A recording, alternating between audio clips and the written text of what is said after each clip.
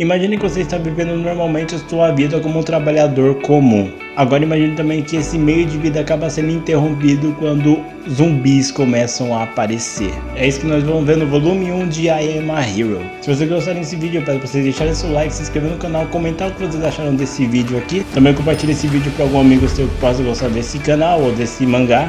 Mas se vocês já fizeram tudo isso, eu digo para vocês sentarem porque a história vai começar agora.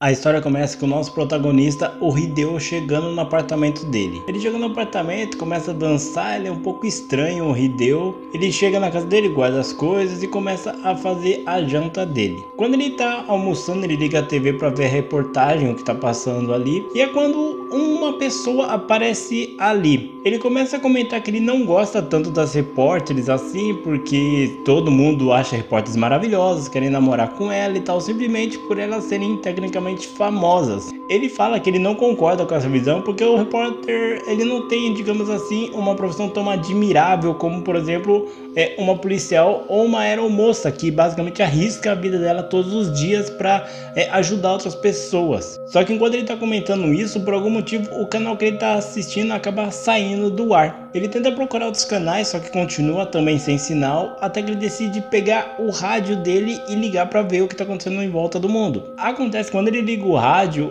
começa uma reportagem falando que houve um incêndio num lar de idosos e que o principal responsável por isso seria um homem de por volta de 30 anos que fez isso. O problema é que enquanto ele tá vendo essas notícias, ele vê um ser estranho embaixo da cama dele. Ele fica assustado, obviamente, com isso, só que ele acredita que é tudo imaginação dele. E ele atribui isso porque o colega de trabalho dele fica toda hora contando histórias de terror e lendas urbanas. E ele acredita que isso está afetando a cabeça dele, tanto que ele tem uma espécie de saco de pancadas ali que tem o rosto desse colega de trabalho dele, que ele acaba até batendo nele. O estranho é que depois disso o rádio também fica sem sinal. E ele também comenta que é bastante estranho porque ele não tá ouvindo o barulho dos carros na rodovia, sendo que ele mora basicamente ao lado dela. Como ele tá totalmente nervoso ali, ele vai até a prateleira de livros dele e pega os mangás que ele produziu, o livro de autoajuda e até mesmo a fotografia do ensino médio dele. Aquele homem que tá ali com ele, que aparentemente é algo da imaginação dele, pergunta por que ele tá fazendo aquilo. Ele fala que ele não gosta muito do passado dele, principalmente na época do colégio, só que de certa forma aquilo meio que acalma ele.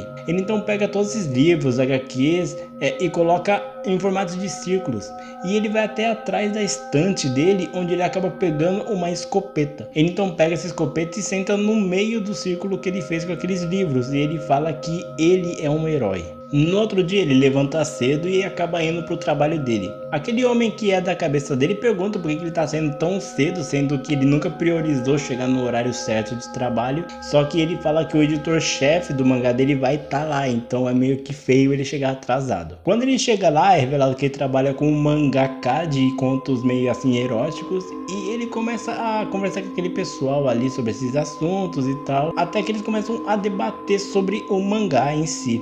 Todos começam a conversar sobre como a cultura do Japão ela é tão específica e ela tem um ar meio que tradicional tão forte que é muito difícil, por exemplo, um filme japonês explodir de sucesso no mundo inteiro. E tanto que a única coisa que é meio que marcada no Japão como uma parte da cultura é o próprio... Caramba, que susto! E ele fala que até por isso que o mangá é a única coisa que é meio que bem vista como um ar da própria cultura do Japão, porque você pode colocar qualquer coisa ali.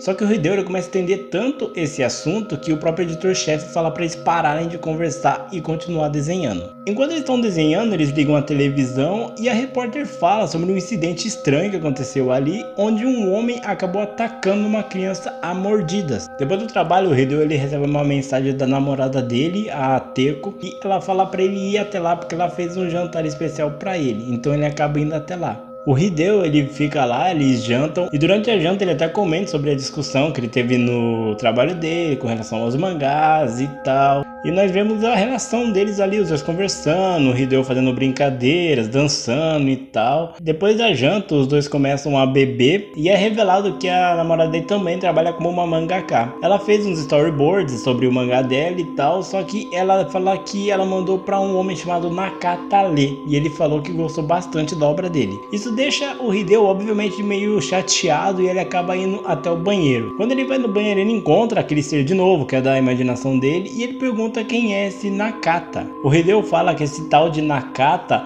ele meio que trabalhava no mesmo local que ele, só que quando o Hideo foi pra lá, o Nakata acabou saindo. E não só isso, como o Nakata, ele era ex da Teco, então tem meio que esse clima que o Hideo não curte. Quando ele sai do banheiro, a Teco já tá totalmente bêbada, tanto que ela fica até meio que violenta e agressiva com ele. A Teco, ela fica totalmente insuportável, ela começa a jogar na cara dele que ele é um falido, que ele publicou o mangá até no início, mas o mangá dele não foi pra frente, que o Nakata publicava obras muito melhores que a dele e tal, que ele até deveria ler pra tentar achar alguma inspiração nisso. Depois de muita dor de cabeça, a Teco ela acaba dormindo e o Hideo ele pega e começa meio que fazer uma análise de quanto dinheiro ele precisaria juntar para não só começar a morar com a Teco, como também ter uma casa própria para os dois morarem e terem uma vida tranquila ali no Japão. E pensando no que ela falou sobre ele ler alguma obra do Nakata para tentar arranjar alguma inspiração, então ele vai até a prateleira dela e pega algumas obras do Nakata. Ele até comenta que as obras do Nakata estão muito bonitinhas ali, certinho, enfileiradas, enquanto os mangás que ele publicou estão jogados na prateleira de qualquer maneira. Ele lê o mangá do Nakata e de fato é muito bom, tanto que ele até se emociona com o mangá. No outro dia ele acorda, se despede da Teco e vai pro trabalho dele novamente. Só que antes dele ir pro trabalho, ele acaba passando em uma editora de mangás. Ele mostra meio que o storyboard da obra que ele tá querendo publicar. E o cara que tá ali, o editor, ele acha a obra muito boa, muito bem escrita, personagens profundos. Só que na realidade é mostrado que isso é o que ele imaginava ouvir. Só que na realidade o editor acha os personagens dele bem fracos, a história é um pouco desinteressante. Tanto que o protagonista nem é divertido, as pessoas jamais gostariam daquele protagonista.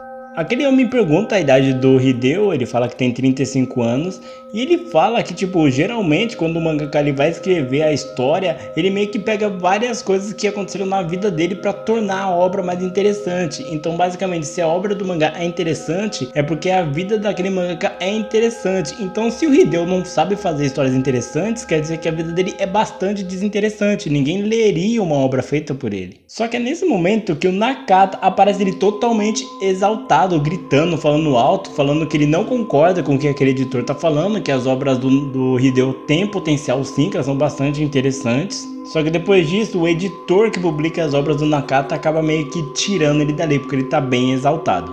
Totalmente derrotado por não ter conseguido de novo ter uma obra meio que aprovada ali, o Hideo vai embora cabisbaixo, derrotado, tal. Quando ele tá indo embora, ele acaba encontrando com o Nakata em um táxi. O Nakata aparece ali porque ele acabou esquecendo a marmita do Hideo lá, então ele parou para entregar aquela marmita. O Nakata e ele começam a conversar, falando pra ele não dar ouvidos àquele cara. Só que o Nakata ele tem uma sugestão. Ele fala que ao invés dele colocar um relacionamento entre adolescentes, jovens, ele fala pra ele criar um relacionamento sobre pessoas idosas. Ele fala isso porque o avô do Nakata, ele meio que viveu em um lar de idosos assim. E ele fala que o avô dele tinha várias histórias interessantes sobre casais que se formavam nesse local. E embora fosse uma relação bem turbulenta e conturbada, era bastante inocente o que aquelas pessoas sentiam. Depois dessa conversa, o Nakata vai embora e o Hideo segue o caminho dele. O Hideo então ele vai até uma praça e ele começa a comer ali a marmita dele e ele fala que todas as pessoas têm uma coisa para dizer que são boas, só que ele fala que ele não tem uma coisa boa para falar que ele sabe fazer.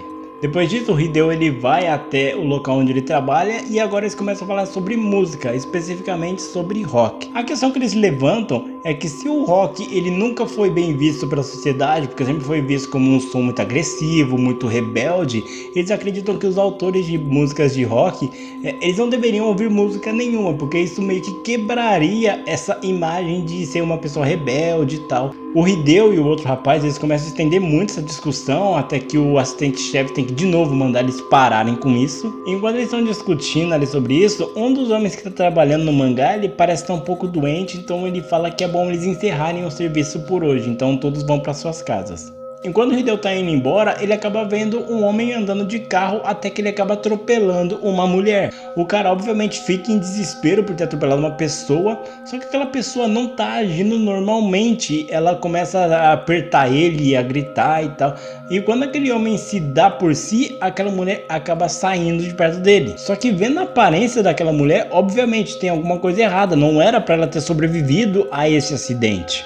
O Hideo ele fica tão apavorado com isso que ele acabou de presenciar que ele corre para casa dele e acaba ligando para Teco para ir lá meio que acalmar ele. Ele explica tudo o que aconteceu, que o quão bizarra era o estado daquela mulher, não tinha como ela ficar viva. Só que a Teco meio que tenta confortar ele, o acidente não foi culpa dele, ele não tem que ficar se culpando assim, porque o errado foi o motorista, se aquela mulher voltasse para cima seria daquele motorista, não dele, então ela acaba meio que confortando ele ali. O Hideo no outro dia ele acorda, vai pro trabalho e durante o caminho ele recebeu uma mensagem de texto dos amigos dele falando que eles iam depois do expediente ir para um bar encontrar com algumas garotas. O Hideo ele chega até o trabalho dele, começa a trabalhar, estão ali naquela discussão básica sobre a obra e tal, quando eles decidem ligar a televisão para ver o que está passando nos jornais. E é quando eles reparam que a jornalista que estava apresentando no dia anterior não está apresentando. A repórter fala que ela estava extremamente doente, então por isso ela vai substituir ela hoje. Eles acham isso um pouco bizarro, só que beleza. E o detalhe é que um dos assistentes ali, ele não está aparecendo para trabalhar, porque ele fala que está bem doente também. Então por conta disso, eles veem que eles não vão ter assim tanto o que fazer ali sem ter aquele cara, então eles acabam dispensando o pessoal. O Hideo então ele vai à noite no bar com os amigos dele e algumas garotas, só que meio que não dá tão certo assim, porque tá todo mundo bêbado ali, aquelas garotas estão mais interessadas se eles estão bem de vida, digamos assim, do que em qualquer outra coisa, tanto que elas acabam falando que vão no banheiro, só que elas nem voltam mais. Quando eles estão indo embora, o Hideo ele tá totalmente no limite, porque ele já tá amargurado com meio que com ciúmes da Teco, com o Nakata, por conta da vida dele, e não consegue publicar uma obra que faça sucesso, então ele acaba meio que explodindo ali na rodovia, falando que ele quer deixar de ser apenas um coadjuvante qualquer, ele quer pelo menos uma vez na vida ser o protagonista da história dele. Vendo o estado que ele tá, os amigos dele meio que para levantar a autoestima dele, levantar a moral dele, falam que vão levar ele até um restaurante de ramen e vão meio que pagar um ramen para ele. Então eles vão para lá bem felizes. Naquela mesma noite, Hideo ele vai até a casa da Teco, decidido que ele vai jogar tudo que ele tá carregando, tanto ciúmes dele. Só que ele repara que o estranho é que o número de policiais nas ruas acabou aumentando por algum motivo. Quando ele chega lá, ela tá até assistindo uma novela, só que ela acaba até se emocionando com um ator ali, só que ela não sabe explicar muito bem o porquê isso. Os dois começam a conversar, ela começa a preparar um yakisoba para eles conversarem ali, passarem a noite juntos. E enquanto eles estão conversando, ela comenta que uma criança acabou atacando ela no parque a mordidas, por isso ela tá com uns curativos no braço. O Hideo ele já tá bem bêbado ali, então ele acaba explodindo com ela, jogando tudo na cara dela, as coisas sobre o Nakata, sobre a vida dele, como ele não tá tendo sucesso, embora ele se esforce pra caramba, ele não consegue fazer uma obra dar certo, ninguém acredita mais nele, nem mesmo ela parece que acredita mais nele, só que é revelado que isso foi só na cabeça dele, na real ele não teve coragem de falar nada.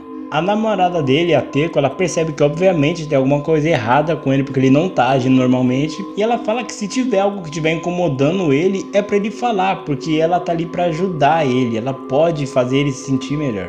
Ele então pergunta se ela ainda tá se encontrando com o Nakata, se ela até mesmo tá dormindo com ele. Só que ela fala que não, porque a única pessoa que ela ama é o Hideo. E depois desse climão, a Hideo ela meio que pega as coisas dela e acaba indo embora, falando que ela tem muito trabalho para fazer ainda.